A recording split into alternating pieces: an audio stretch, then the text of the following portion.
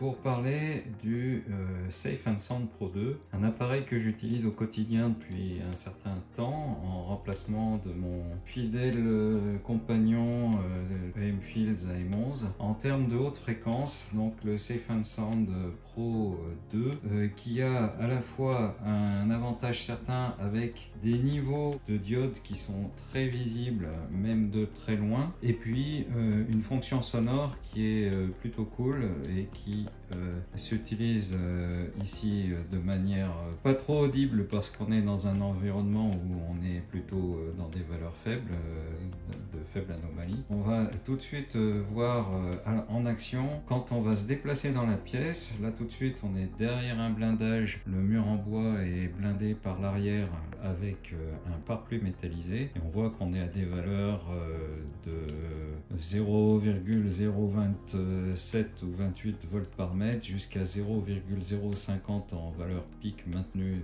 derrière le blindage. En valeur moyenne, on est sur un 0,5 microwatts par mètre carré, et un des avantages de cet appareil, c'est qu'on peut lui faire appliquer soit en des valeurs soit en volts par mètre, soit en microwatts par mètre carré. Vous avez vu, j'ai appuyé sur le bouton max reset pendant quelques instants et automatiquement je suis passé de volts par mètre à microwatts par mètre carré, ou l'inverse. Le bouton max reset, comme vous l'avez compris, permet tout simplement de remettre à zéro la valeur instantanée et la valeur maximale qu'on a prise sur l'appareil au moment où on appuie sur le bouton. Et on va maintenant gentiment se rapprocher de la fenêtre. Donc l'appareil, vous avez compris qu'il se maintient à la verticale. Il capte très bien le signal par l'avant et par l'arrière de l'appareil. Donc là on se rapproche de la fenêtre.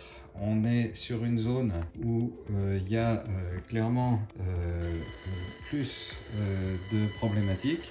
Et on voit que derrière la fenêtre, qui est une fenêtre traitée avec du vitrage thermique, on n'a pas grand chose.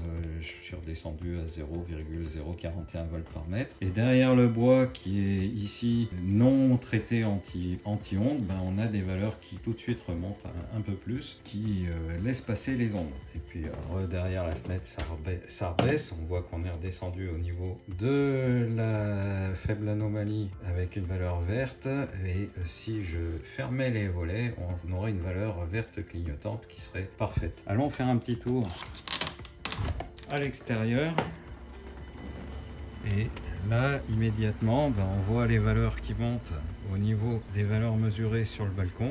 On va se retrouver avec une antenne relais qui est à 3 km et qui arrive à donner quand même une valeur autour de 0,4-0,5 volts par mètre sur le balcon, suivant la manière qu'on a de prendre la mesure, suivant l'axe qu'on va orienter et suivant le moment de la journée. Voilà, donc là je suis à 0,451 volts par mètre sur le balcon. On va revenir tranquillement se repositionner derrière la fenêtre, et là vous voyez que au niveau des valeurs on est repassé en valeur verte à 0,029 volts par mètre, et là vous voyez que les valeurs sont très basses, donc c'est juste très bien parfait à l'emplacement où je passe des heures à travailler tous les jours.